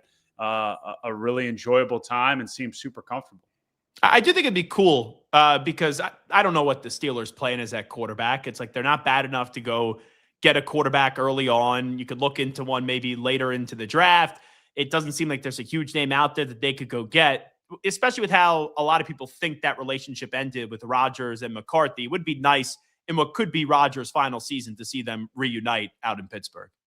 It makes too much sense. I agree. I think that Pittsburgh would benefit from investigating everything they have in Will Howard. I know that people seem to think that there's something there to work with, and then using the draft as a chance to just increase your odds. You're right. They're not drafting in a position that allows them to go get somebody at the top. But from everything I'm sort of consuming when it comes to the early draft process, this isn't a deep, rich quarterback draft, but you might as well take somebody near the top of one of those early rounds to just kind of add and throw in the mix. But it to me seems like when you hire Mike McCarthy with his history, whatever it might be with Aaron Rodgers and with the guys that you have on that roster, we haven't heard of any retirement plans for Cam Hayward, and TJ Watt's still under contract for a number of years, and you still have a high-end group that's highly compensated. You'd probably want to maximize it as best you can. And it's a division that has a lot of questions now, because when you look at this division, all right, the Bengals, can they ever stay healthy? The Browns, I know they have a good defense, but offensively, they're a mess. The Ravens, I don't know what they're like. Lamar's there. He's great, but I don't know what they're going to look like with Jesse Minter, even though I believe in the hire. It's like this AFC North, it used to be such a strong division. There's a lot of question marks now in this North. It is an odd time. It seems to be in transition right now. It's funny. I was joking with somebody that the AFC North has now seemingly from a interest in kind of like the way we view it standpoint, AFC South has trumped them in a lot of ways, just because of just the storylines in and around that group. They've got to some degree established quarterbacks and teams that are competing in playoffs. And then the North is one where, yeah, you have a lot of question marks. But I do think that Baltimore will bounce back. I think if they can figure out a way to stay healthy, and I think Minter will provide them some juice. And to me, it looks like they looked at their situation as not a complete turn upside down, rework, rebuild, or restructure of our culture and our building. We think we have the opportunity to get a younger, fresh voice and somebody who is going to take this defense to another level, and then hopefully they can pair Lamar with a offensive coordinator that they can mesh in a way that will get him back to his MVP level. But you're right. It's just going to be odd going on a training camp tour and then eventually doing games in the division that our crew seems to be in every other week, and be dealing with so many new faces from a coaching staff perspective. Yeah, and you look at the Ravens, I think them hiring Jesse Minter, and John Harbaugh's a really damn good coach. I thought it was time to move on. I get the decision, but it's finding that Mike McDonald, who obviously the Ravens know very well, and Minter knows the Harbaugh family. It's been associated with all the similar stops as McDonald. That's what I kind of interpreted the Minter hire. It's finding the next Mike McDonald. And I'll be honest, Zach, it did surprise me. I was expecting them to go with a fresh voice in terms of, or at least a fresh voice when it comes to a resume that doesn't have deep ties to the organization. And Jesse Minter, I mean, he is as aligned with the Harbaughs from his dad and Jim and John, and then having spent a number of years in Baltimore. And then once it happened, and I know people had speculated that was the plan all along, I guess I was just kind of standing on the outside of it, but it now makes sense, or at least I can understand the decision, where Eric DaCosta and Steve Bisciotti and Sashi Brown, their president, probably came together. Ozzy's still very much in the mix, and said, all right, we don't need somebody to come in here and completely flip our building upside down, like what John is doing in New York, for example. We feel like we have a lot of what we need in place to take that next step to a Super Bowl, but we need a new vision from a coaching staff perspective, and most importantly, the head coach, because you're even seeing some of the assistants being retained. So that to me speaks to, they're looking at this more like a tweak, and they felt like Jesse Minter was the right guy for that. And we'll find out, because he's not necessarily young. He's 43 years old, but he's unproven on this level and this stage, because he's being gifted a roster that is still considered one of the more talented in the NFL. He has arguably the best defensive player in the league, a former, defensive player of the year candidate in Roquan Smith, Kyle Hamilton, who I think is the ultimate chess piece and just weapon on that side of the ball. And then Lamar Jackson, whose ceiling is a two-time MVP that arguably should have 3. When you look at Buffalo and the aftermath, you move off of McDermott, you promote Joe Brady. That end result to you is what? Very similar, just on the other side of the ball, to what Baltimore did with Jesse Minter, and Joe happened to be in the building, I think. And it's starting to come out a little bit more that they felt like they just needed somebody to change the energy in that building. And I really like Sean McDermott, and I hope he finds a home, whether it's this year in this hiring cycle or next year, because I do think he's a really good football coach. But everybody does it differently. And Sean's a pretty serious dude. And he's got that wrestling background, and we all know wrestlers. They have a certain way about them, and they carry themselves a certain way, and they kind of like everybody else to be in that mindset. And I think it would appear that maybe created not a tension in a bad way, but like everybody was gripping it pretty tight in that building. And I think they're looking for a different energy now that they've just been beat up by success in a lot of ways, which I think gets under described or under characterized in terms of the challenge that these teams face. When you're at knocking at that door every year, whether it's in the divisional round or the conference championship, and you can't break it down, it's almost worse than had you had a couple seasons we were below 500 and you just kind of re-racked your brain. And that's why I think the Kansas City season might actually work in this group's favor. I mean, it kind of is a reset, a refresher.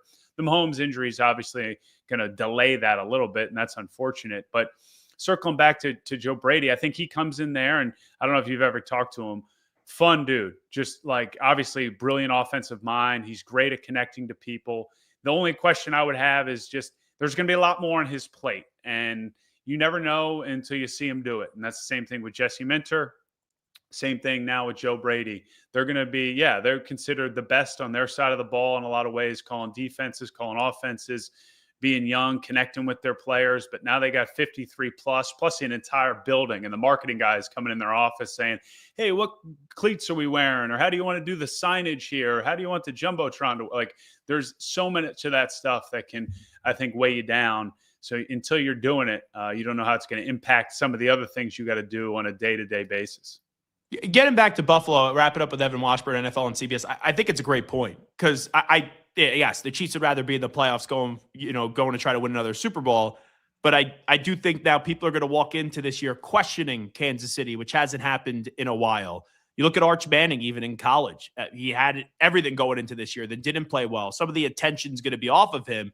The Bills being around him a few times this year. I was there in the locker room after they lost to Atlanta on Monday Night Football. And you just saw like a blank stare from Josh where it just felt different this year. And then afterwards, Terry Pagula, and I get it, it's a tough loss in the playoffs, and Josh finally didn't play well in a postseason game, but you got the owner of the team saying something to you, and Josh is just like, how did we not get there in a year where there's no Mahomes, there's no Lamar, there's no Burrow, and he didn't even respond to Terry Pagula as he said it. I'm fascinated to see how they respond off another just devastating, terrible defeat. And I think they'll respond with just a new, and I keep using the word, but I think it's going to create a new energy. They didn't have the Kansas City situation. I do think expectations will be a bit more tempered for Buffalo because you kind of started to feel it at the end of the regular season when it came to just their roster makeup, the wide receiver position, well documented, just not having enough game changers. How they handled draft and free agency, I think, may dictate how we feel about this team going into next year. And the reality, and maybe most important thing, Zach, is New England has already created the spotlight to be directly on them going into next year. And if they win the Super Bowl, that's only taken to, extra wattage, if you will, because now it's no longer Buffalo's division, and the expectations and all the attention and all the training camp, every live shot, all the national folk, whether it's, how they're, it's all going to be on New England again. It's going to be like the old days to some degree. And I think that's great for Joe and Josh and everybody there in Buffalo. They can go back to being a little bit of the underdog, even though he's the best player in the NFL, in my opinion, the underdog and kind of sneak up and not so much be the hunted. I think New England's success will actually work in Buffalo's favor going into next year. So last thing I'll ask you, you're great at telling storylines, NFL and CBS. When you look at the Super Bowl with the Patriots and the Seahawks, what's the storyline that stands out to you the most? Whew. I mean, that's the fun part about these games. There's so many. I mean, if I had to pick the biggest storyline, it's Sam Darnold. I mean, it's like a sports movie, just in terms of, I mean, you can see the scenes, you can see the trailer. It's him starting at USC and playing on those big stages and then being drafted and holding up the jersey. And then, flash frame to I'm seeing Ghost against New England on Monday Night Football, to him in a Carolina Panthers uniform, to him in a San Francisco 49ers uniform, to him having his season in Minnesota where he's all of a sudden playing at an MVP level, only in the final 2 seasons to be kind of reset back to this guy nobody believed in, to now being signed in the offseason to Seattle, but to a deal that's kind of one of those ones where they can get out after this year if they want to, or next year. And then the moments throughout this year, and then really that backwards pass on Thursday Night Football that ends up being a fumble. I can't even remember exactly what it was. They win that game, and just couple that with the NFC Championship game where he finally played like just one of the best of his career. If this guy wins a Super Bowl, it'll be a fun, sports doc, whatever it wants to be. And if you've ever crossed paths with Sam Darnold, he is everything you want from a pro athlete. He's a lot like Josh Allen. You can see why they're buddies.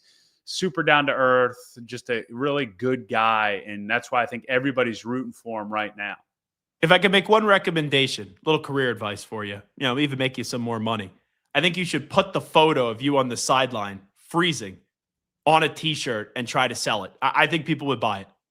That's so just me, or the one where it's me like matched up with like Martin Short. I saw that one a lot. I think JJ Watt was the originator of that one. But you just like just me with the frozen hair. Yeah, I think it would be good. No caption necessary. No cap. Like, just get the shirt. I would rock a Evan Washburn freezing hair kind of shirt. I think the sales would do well, very look, well. man, you are much more tapped into what is cool or what maybe would grab attention from a merch standpoint. Yeah. So I'll look into it. I'll talk to my people, and by people, I mean my wife, because maybe she'll say that's a horrible idea, and She I don't would want get anything one. to do with it. But yeah, no, it'd be fun. Hey man, I'm happy that we could have that moment in that game, because I've been chasing a hair product deal for the last 12 years doing this job. It's amazing. I've joked that I think I could go on any show or game and say some of the wildly silly, stupid things, and only people would mention my hair. So I feel like this might be the final kind of nail and whatever it needs to be to make it happen, but we'll see. I am just shocked that you don't have a hair product. Thank you. Yeah, I appreciate like that. shocked. If you are listening to this and anyone wax out there or whatever, business is open for open. a sponsorship. One last thing. I know I've said it like 10,000 times, but truly the last one here. The crew this year, fun broadcast. It felt like an A-team with Ian and JJ and you. Looking back at it, just how do you kind of look back at the crew that you were with this year? Unbelievable. And I've enjoyed really all previous, I guess, so 11 years, starting with Greg Gumbel and Trent Green, and then a number of years with Dan and Ian, Dan Fouts, and then Charles was great as well. And I was talking to somebody about it recently, Zach. I think what made this year special is it caught the three of us specifically, and then I have to shout out Ken Mack and Suzanne Smith in the truck, because they're as big a part of this as anybody. But I think it caught the three of us at a great time in our careers, and kind of in, I can speak for myself knowing that, like, at this point, I know how I want to do the job. I have complete confidence in doing it, and it's fun. It's loose. The nerves or whatever they're going to be, just excitement.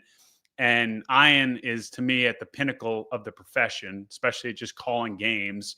And then you bring in this guy in JJ Watt, who is just a mega celebrity sports icon for what he did on the playing field. But what we learned, and I think what people learned on air every Sunday, but we got to experience the other 6 days of the week, is that he is all in on doing it, and doing it at the highest level. And you got to see and got a window into why he was so great as a player. Yes, there's the physical gifts of being a large human being, but it's the mental stuff and the way that he prepared, but the way he also listened and engaged in, like, enough about media and sports production.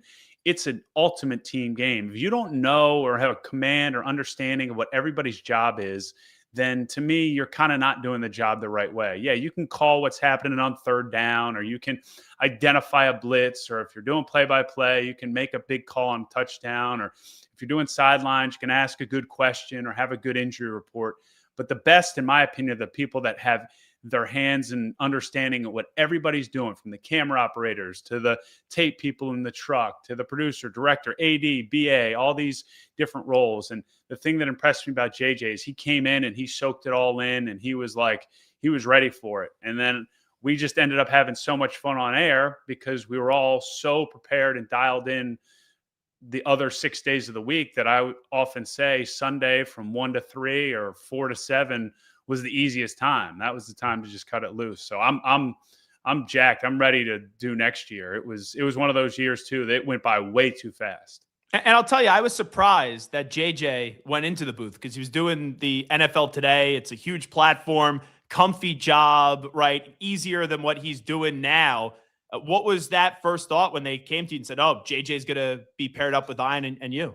Yeah, I mean, I didn't get much on the background as to how he got there, but I think once he got there, he realized what people maybe don't understand, that just consume it as they should. They're watching, they don't really care. I think sometimes we get a little bit too inside baseball of like thinking fans really care that much about what announcers are doing or who's doing the game or what that. But if you're into the sport, whether it's as an analyst or a play, like, there's nothing better than games. Yeah, it's a bit more of a grind. You got the travel aspect, and all the prep that goes into the games, the meetings upon meetings to get ready for a game. But man, it replicates the environment, at least, of what it was like to play, because you're in the stadium, you're in the arena, as a lot of these guys like to say.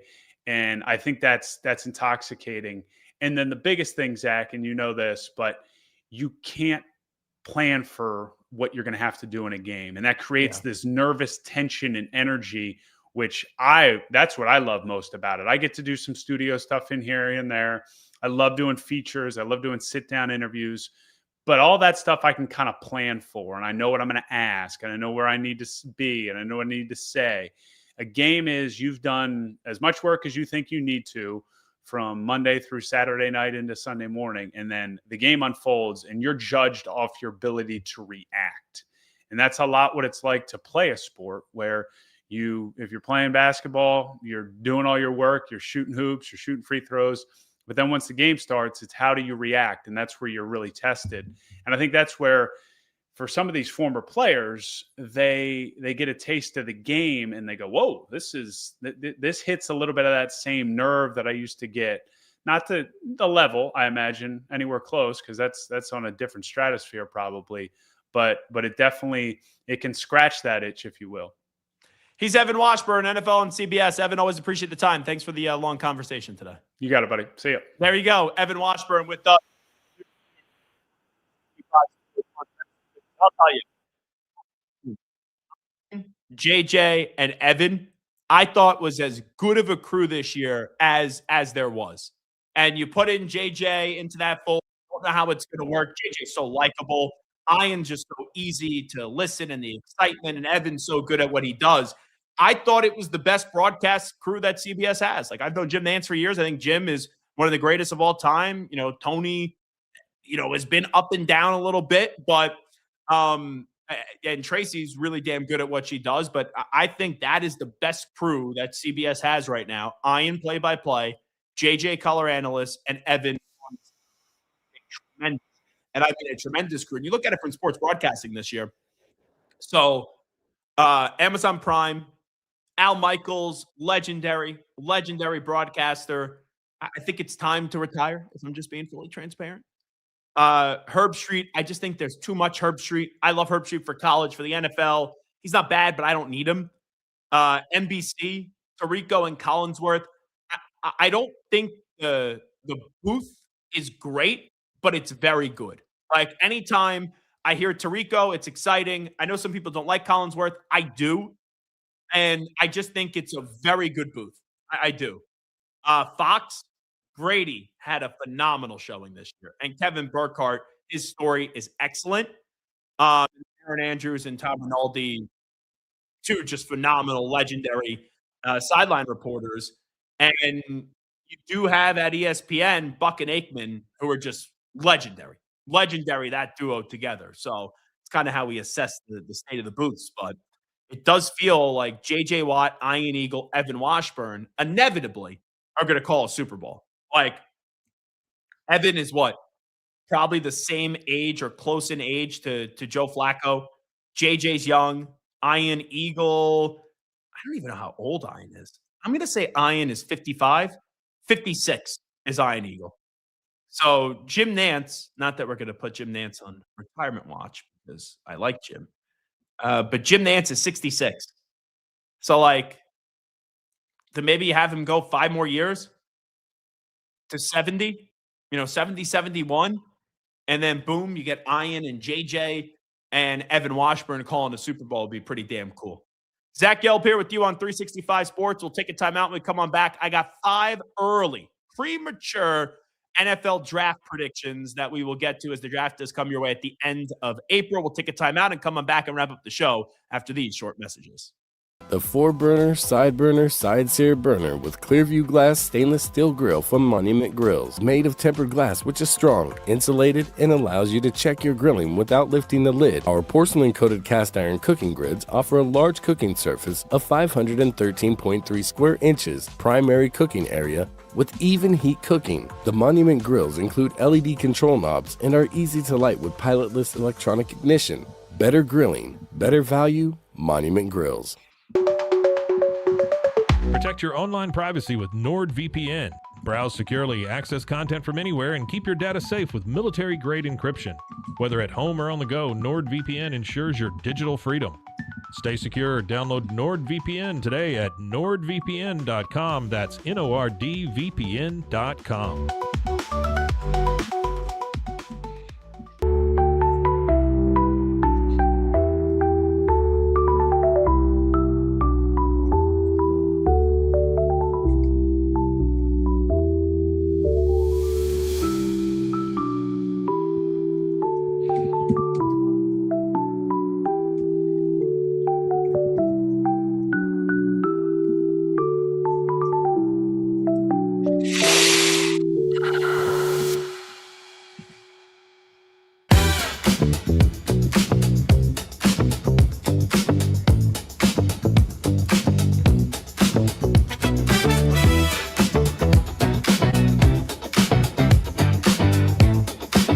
Hey guys, I'm Abby Dommett, 2023 CrossFit Games athlete, and I use Airwave because it helps me breathe easier and stay more relaxed during my workouts. 1, 2, 3, 4. Very discreet.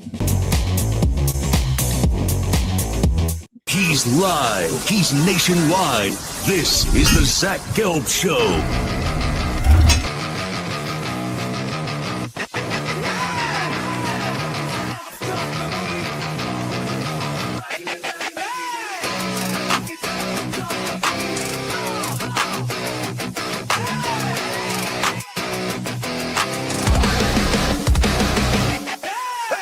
Here's your host, Zach Gelb.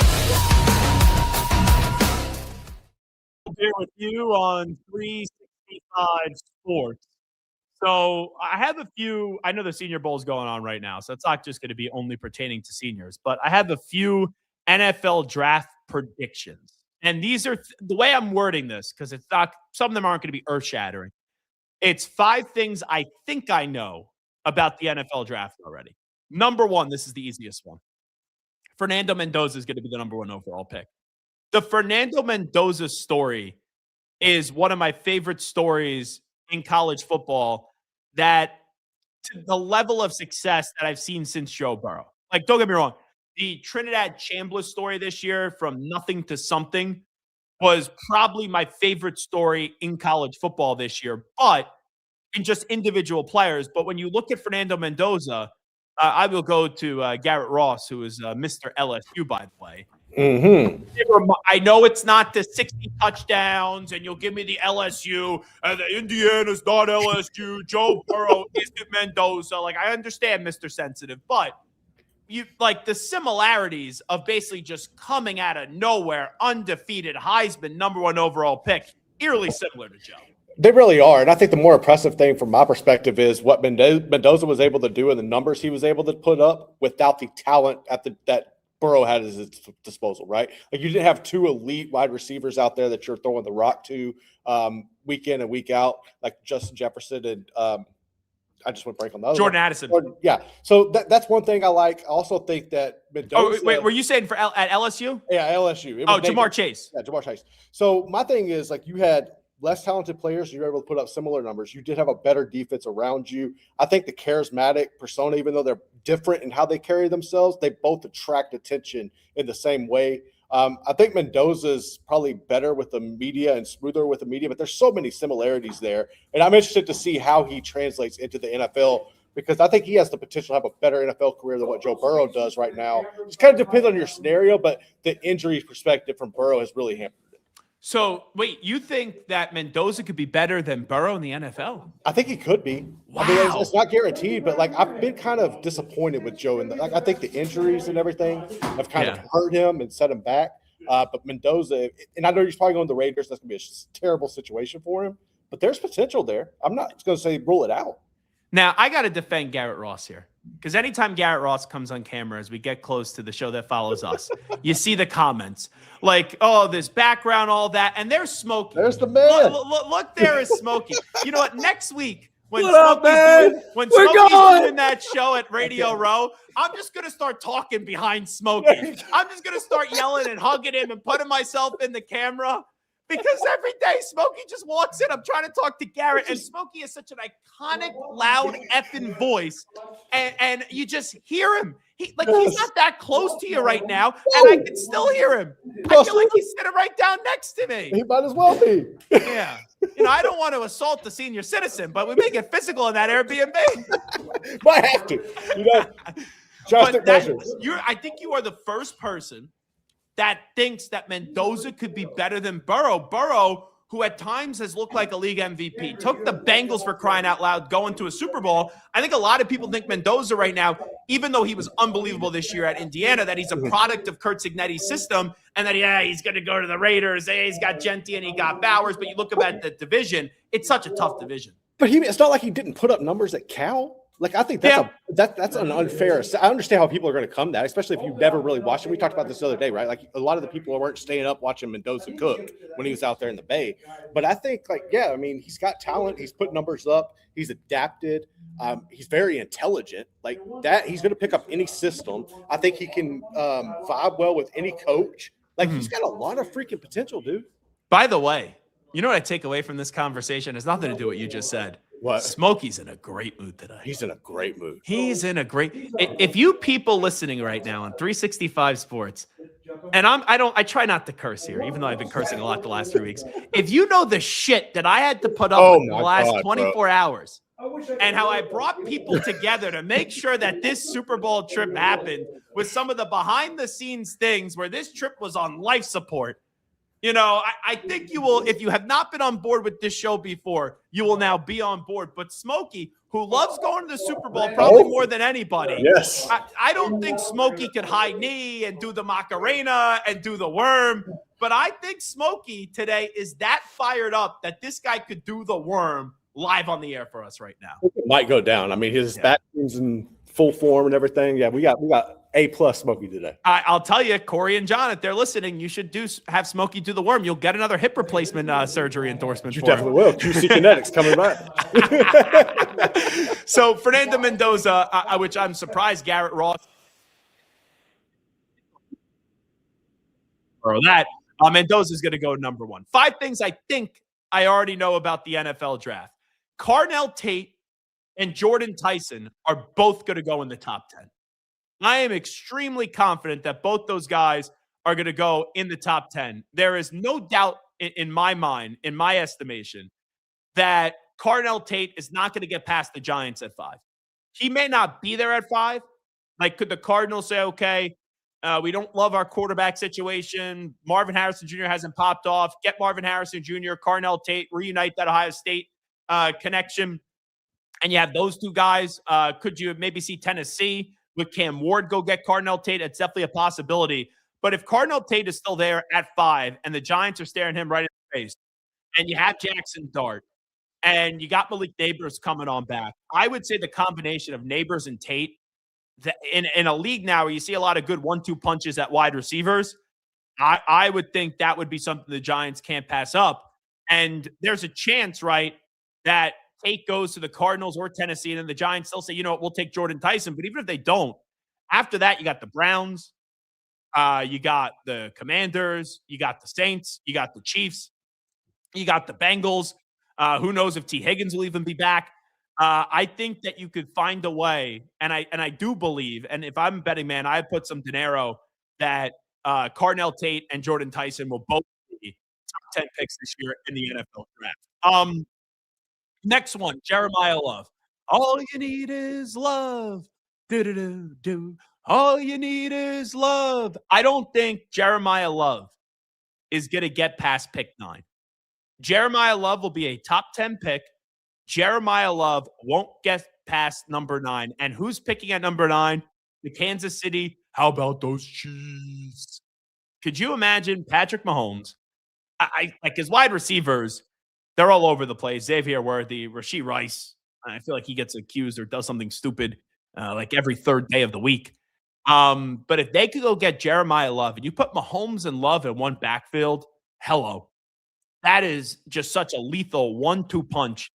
And you get a young running back in there, a running back that you saw Genti last year go 6 to the Raiders. Bijan Robinson, I believe, did go, what was it, 8th or 7th to the Atlanta Falcons. Like, we've seen some running backs go early now. I could definitely see Jeremiah Love being in the first 9 picks. And I think if he's still there at 9 with Kansas City picking at 9, I don't think Jeremiah Love is going to get past the Chiefs. So 2 more that I got to give you. So, Garrett, I'll put you on the spot here. And I think you'll go with the obvious answer in there. What you got? Tech run. Someone threw at somebody that cut them high. Hold on. I didn't hear you again. Oh, the first defensive. Tell everyone to shut the bleep up back there. I'm doing a show, gosh damn it. You know, pipe me into their show later on. I'm just going to jump on and just start yelling and screaming. I'm going to give them a nice New York welcome. When you get to Texas Tech's defense, right? Who's the first player that you think of from that defense last year? David Bailey. See? David Bailey. That's how I know you watch a ton of college football. Because who got all the praise and the credit? Oh, Jacob Rodriguez. And the story's unbelievable. Jacob Rodriguez, his stats were insane. The fumble recoveries, like, I get it. But when I looked at that team and I said, who's the best defensive player? It was David Bailey. And I thought David Bailey's a shoo-in to be a top 10 pick. If I had to put it in order, I'm going David Bailey, Lee Hunter, then I'm going Jacob Rodriguez. Wow. Lee Hunter, yeah, definitely. Those are that's how I would put that in. I'm annoyed that I wasn't here for college football. Like, I'm telling you, your takes in college football season, I'm going to be very intrigued when we get to that point, because just in this segment, like 2 takes that could be a little bit out there, could be a little bit zany, and it's not like Garrett is Emmanuel Acho and he's trying to do this stuff for clicks. But I think David Bailey will finally get his national due, because this year, Rodriguez. David Bailey, if you watch Texas Tech this year, you had to think he was the best defensive player for the Red Raiders. And that's why I made the case, someone that is a Heisman Trophy voter, why I didn't think Jacob Rodriguez was going to be a finalist in New York for a multitude of reasons.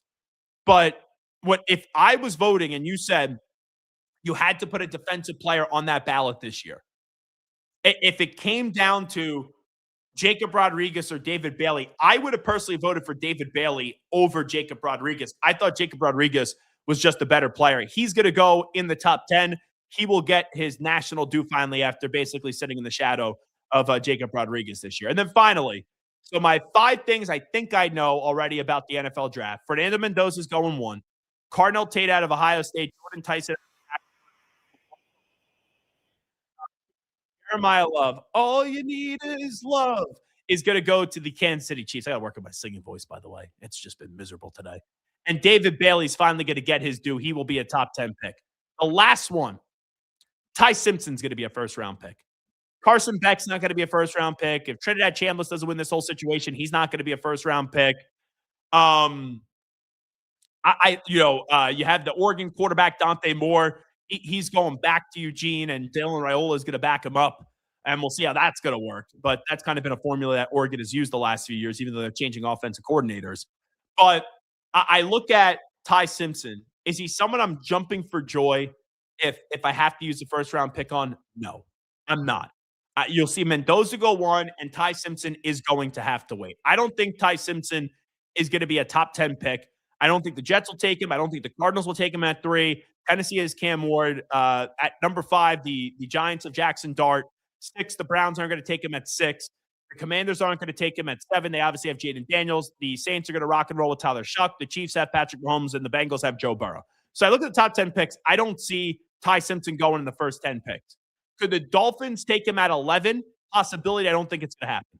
I don't think the Cowboys are going to take him. The Rams are just sitting there in 13. I believe that's the pick they have from the Falcons. I don't think they take him at 13. And then after that, Baltimore's not taking him. Tampa Bay's not taking him. I think the first spot that Ty Simpson could go to is actually the Jets at 16. The Jets at 16 could be a possibility. Don't think the Lions will obviously have Jared Goff. The Vikings won't at 18. The Panthers won't at 19. The Cowboys at 20, they won't. The Steelers at 21 could. I think this is Kenny Pickett. And I know it's different head coach, but if you don't love the quarterback, I don't think you take him. So the Jets at 16 are really the one there. Chargers at 22, no. Eagles at 23, no. If he's still there at 24, with the Browns being there a second time, I think that the Browns, and that's a Jaguars pick in the whole Travis Hunter trade, I think the Browns could take him. So Jets and Browns are possibilities. Bears no because they have Caleb Williams. Bills no because they have Josh Allen. Niners no. Texans, with CJ Stroud. I don't think they're going to do that. The Rams at 29 are a possibility. Broncos at 30, no. And obviously the Seahawks and the Patriots are going to take him. So I'm going to say Ty Simpson goes in the first round. And I think Ty Simpson will either go to the Jets at 16. I think he'll either go to the Browns at 24, or I'm going to say the Rams at 29 with Stafford up there in age. So those are the 5 things I think I already know about the NFL draft.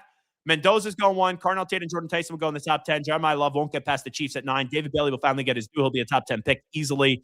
And then Ty Simpson's going to be a first-round pick, but it's going to be in that 16 to 29 range, somewhere in that range. All right, that will conclude the Zach Gelb Show right here on 365 Sports.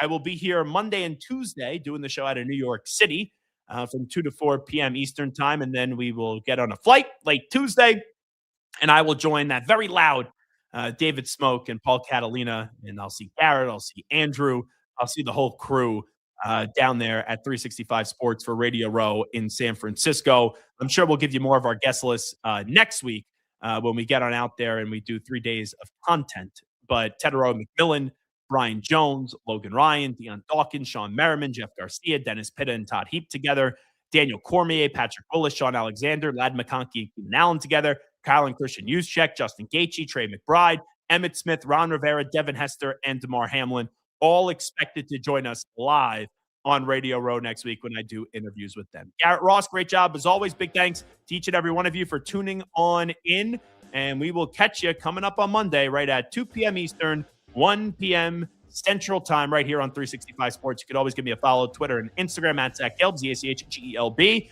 or find me on TikTok at The Zach Gelb Show. And also subscribe to our YouTube page, youtube.com/@365 Sports YT. Have a great weekend. Peace.